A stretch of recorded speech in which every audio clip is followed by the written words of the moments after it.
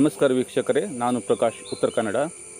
ನಾನು 2 ವರ್ಷದಿಂದ ಈ ಅಡಿಕೆ ಕೃಷಿಯನ್ನು ಮಾಡ್ತಾ ಇದ್ದೇನೆ. ನಾನೊಂದು ಅರ್ಧ ಎಕರೆ ಜಾಗಕ್ಕೆ 100ರಿಂದ 150 ಸಸಿಗಳನ್ನು ಹಾಕಿದ್ದೇನೆ. ಆ ಸಸಿಗಳನ್ನು ಹಾಕಬೇಕಾದ್ರೆ 2x2 ಅಂತೆ ಕುಳಿಗಳನ್ನು ತೆಕ್ಕೊಳ್ಬೇಕು. ಸಸಿಯಿಂದ ಸಸಿಗೆ 9ರಿಂದ 12 ಫುಟ್ ಅಂತರ ಇರಬೇಕು. ಸಸಿ ತಯಾರು ಮಾಡೋದು ಹೇಗೆ ಅಂದರೆ, ಅಡಿಕೆ ಅಂದರೆ 25 ವರ್ಷ ಅಥವಾ 30 ವರ್ಷದ ಹಳೆಯ ಮರದ ಅಡಿಕೆಯನ್ನು ತಂದು ಅದನ್ನು ಮಣ್ಣಲ್ಲಿ ಉಗಿದು ಮೊಳಕೆ ತರಿಸುವುದು.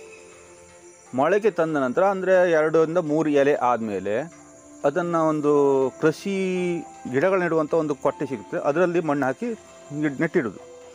ಆ ನೆಟ್ಟ ಮೇಲೆ ಅದು ಈ ವರ್ಷ ಮಳೆಗಾಲದಲ್ಲಿ ಹಾಕಿದರೆ ನೆಕ್ಸ್ಟ್ ಮಳೆಗಾಲದಲ್ಲಿ ಅದನ್ನು ನೀವು ಕುಳಿಗಿಳಿಸಿ ಮಣ್ಣು ಹಾಕ್ಬೋದು, ಗೊಬ್ಬರ ಹಾಕ್ಬೋದು. ಬಿಸಿಲಿರುವಂಥ ಜಾಗದಲ್ಲಿ ನಾವು ಅಡಿಕೆ ಗಿಡಕ್ಕೆ ಬಿಸಿಲು ತಾಗಬಾರ್ದು ಅಂತೇಳಿ ಮರ್ಸ್ಲು ಅಂತ ಮಾಡ್ತೀವಿ.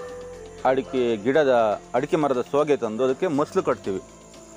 ಆನಂತರ ಅದು ಕಾದಿಗೆ ಅಂತ ಹೊಡಿತೀವಿ. 12x12ರಿಂದ ಬಾಣ ಅಂತ ಮಾಡಿಬಿಟ್ಟು ಅದಕ್ಕೆ ಆ ಕಡೆ ಕಾದಿಗೆ ಈ ಕಡೆ ಕಾದಿಗೆ ಅಂತ ಮಾಡ್ತೀವಿ. ಯಾಕಂದರೆ ನೀರು ಬಿದ್ದಂಥ ಮಳೆ ನೀರು ಸಬಂಧಾಗಿ ಹರಿದು ಹೋಗೋದು.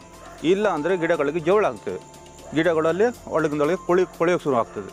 ಬೇಸಿಗೆ ದಿನಗಳಲ್ಲಿ ನೀರಿನ ವ್ಯವಸ್ಥೆ ಮಾಡುವಂಥದ್ದು ಜೆಟ್ನಿಂದನೂ ಮಾಡ್ಬೋದು, ಡ್ರಿಪ್ನಿಂದ ಮಾಡ್ಬೋದು. ಜೆಟ್ನಿಂದ ಮಾಡಿದರೆ ನೀರೆಲ್ಲ ಆ ಕಡೆ ಈ ಕಡೆ ಸ್ಪ್ರೆಡ್ಡಾಗಿ ವೇಸ್ಟ್ ಆಗ್ತದೆ. ಯಾಕಂದರೆ ವೇಸ್ಟ್ ಆಗೋಕ್ಕಿಂತ ಕಳೆ ಉತ್ಪತ್ತಿ ಆಗ್ತದೆ. ಡ್ರಿಪ್ಪಿಂದ ಮಾಡಿದರೆ ಹನಿ ನೀರಾವರಿ ಹುಂಡು ಗಿಡಗಳಿಗಷ್ಟೇ, ಗಿಡಗಳ ಬುಡಗಷ್ಟೇ ಬೀಳ್ತದೆ.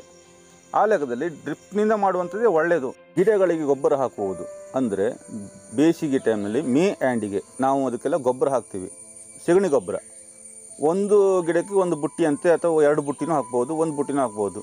ಅದು ಹಾಕಿದ ನಂತರ ಅದಕ್ಕೆ ನಾವು ವೇಸ್ಟ್ ಆದಂಥ ಸದಿಯನ್ನು ಮುಚ್ತೀವಿ, ತರಕನೆಲ್ಲೂ ಸಹ ಮುಚ್ತೀವಿ. ಈಗ ನಮ್ಮದು 2 ವರ್ಷದ ಗಿಡ ಇದು. 2 ವರ್ಷ ಅಂದರೆ ಈಗ 6ರಿಂದ 7 ಫುಟ್ ಎತ್ತರ ಆಗಿದೆ.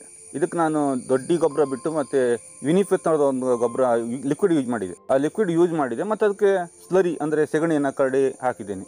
ಗಿಡ ಚೆನ್ನಾಗಾಗದೆ. ಹಾಗೆ ಬಣ್ಣದಲ್ಲಿ ಮಧ್ಯದಲ್ಲಿ ಬಾಳೆ ಗಿಡಗಳನ್ನು ನಾಟಿ ಮಾಡ್ತೇವೆ. ಯಾಕಂದರೆ ಬಿಸಿಲು ಒಳಗೆ ಬರಬಾರ್ದು, ಗಿಡಗಳ ಬುಡಕ್ಕೆ ಬಿಸಿಲು ಬೀಳಬಾರ್ದು ಅಂತೇಳಿ ಬಾಳೆ ಗಿಡಗಳನ್ನ ಇಡ್ತೀವಿ.